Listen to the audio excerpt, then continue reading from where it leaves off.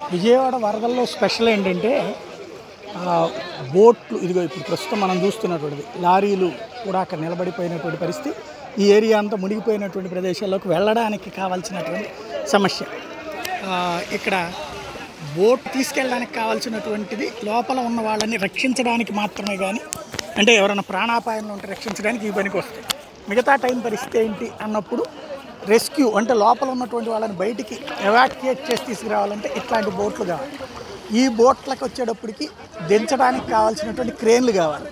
ఇప్పుడు కనబడుతున్నటువంటి అన్నీ కూడా బోట్లు ఎన్డీఆర్ఎఫ్ వాళ్ళకి అప్పచెప్పినాయి, కేంద్ర ప్రభుత్వం కానీ రాష్ట్ర ప్రభుత్వం కానీ. ఇప్పుడు ఈ బోట్లు దించడానికి క్రేన్ కావాలి. ఇప్పుడు ఆ క్రేన్లు లేవు. ముందు మరొక వైపున వీటికి ఆయిల్ కావాలి. ఇక్కడ అన్నీ పొద్దు నుంచి పెట్టుకుని అంటే నిన్న పొద్దు నుంచి వచ్చినటువంటి వరద ఇప్పటికీ ఎంత జరుగుతున్నది అనేది తెలుసు.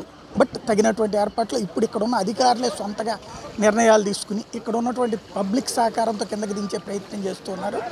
ఓవరాల్గా చూసుకుంటే పబ్లిక్ అయితే అందరూ వెయిట్ చేస్తున్నారు. ఇక్కడ తమ వాళ్ళ పరిస్థితి ఏంటి, లోపల గర్భిణులు ఉన్నారని బాధపడుతున్న వాళ్ళు ఉన్నారు, వృద్ధులు ఉన్నారని బాధపడుతున్న వాళ్ళు ఉన్నారు, పిల్లలు ఉన్నారని బాధపడుతున్న వాళ్ళు ఉన్నారు, వాళ్ళని తీసుకురావడానికి దారి ఎట్లాగో తెలియక తిప్పలబడుతున్నటువంటి వాళ్ళు ఉన్నారు, ఆవేదన చెందుతున్న వాళ్ళు ఉన్నారు, లోపలికి వెళ్తామనే వాళ్ళు ఉన్నారు, బయటకి రావడానికి ఏర్పాట్లు చూడమని అడుగుతున్న వాళ్ళు ఉన్నారు. ఏకైక సమస్యల బోట్ ఉంటే ఆయిల్ లేదు, ఆయిల్ ఉంటే కిందకి దించే క్రేన్ లేదు. లారీల్లో అట్లా పెట్టుకుని పొద్దున్నుండి ఎక్కడికక్కడ అంతా బాగానే ఉందనిపిస్తుంది. కానీ వస్తున్న సమస్య ఇది. నిన్న పొద్దున ప్రారంభమైనటువంటి వరదకి ఇవాళకి ఈ టైంకి కూడా ఇప్పుడు వీటికి సెటరేట్ చేసే ప్రయత్నం అయితే చేస్తున్నారు.